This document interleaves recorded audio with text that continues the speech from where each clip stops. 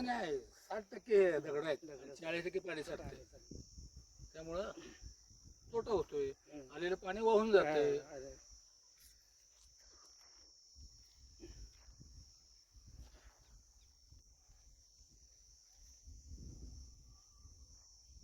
सुरुवातीला तुमचं नाव सांगून घेतलंय. म्हणजे शेतकरी आहे, शेती आहे.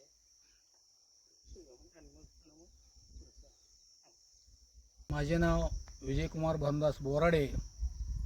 मी माजी चेअरमन सर्व सेवा सोसायटी शेगाव आणि एक शेतकरी असून मी आज आपल्याला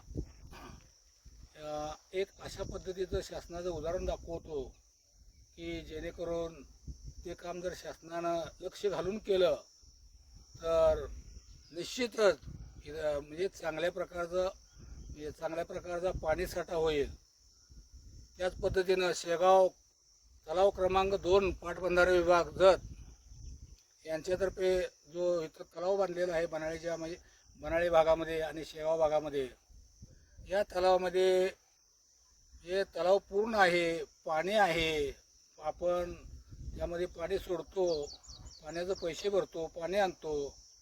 पण इथं एकच आम्हाला अडचण वाटते किंवा एक खंत वाटते, ज्या वेळेला तलावाचं बांधकाम पूर्ण झालं, पाणी साठलं, त्या वेळेपासून या तलावामध्ये जो कचरा आहे तो जवळजवळ 40 ते 45% कचरा पूर्ण तलावामध्ये आहे. हा जर कचरा शासनानं उचलला किंवा बाजूला सारला JCBच्या सहाय्यानं किंवा इतर मशिनरीच्या सहाय्यानं तर जवळजवळ 40% पाणीसाठा निश्चितपणे इथं होऊ शकतो, असं मी छाती ठोक सांगू शकतो. जेणेकरून म्हणजे शासनानं जर गाळा काढला तर आम्हाला प्रत्येक वेळेला वर्षातून 2-2 वेळा तलाव भरून घ्यावा लागतोय. तोच तलाव जर पावसानं एकदा पूर्ण भरला तर मला वाटतंय आम्हाला कॅनॉलच्या पाण्याची गरज सुद्धा लागणार नाही.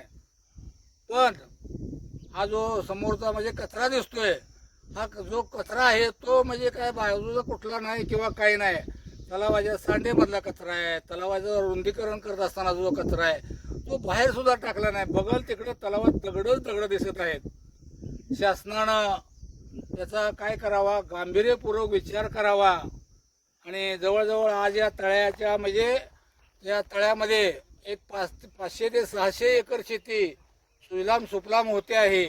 आणि जर या पद्धतीचं काम चांगल्या पद्धतीने केलं, हा जर मुरुम गाळ किंवा जो काय टाकाऊ माल आहे तो जर बाहेर काढला तर निश्चितच शेगावची शेती आणखीन सुजलाम सुफलाम होईल. पाण्यासाठी धावपळ करावी लागणार नाही.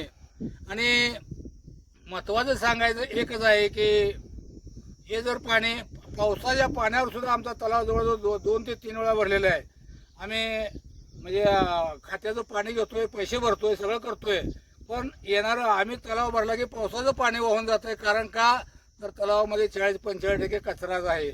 हा कचरा जर व्यवस्थितरित्या जर चांगल्या पद्धतीने कचरा काढला तर भविष्यामध्ये या तलावामध्ये पाण्याचा खूप मोठा साठा होईल आणि सर्व शेतकऱ्यांना त्यांचा फायदा होईल.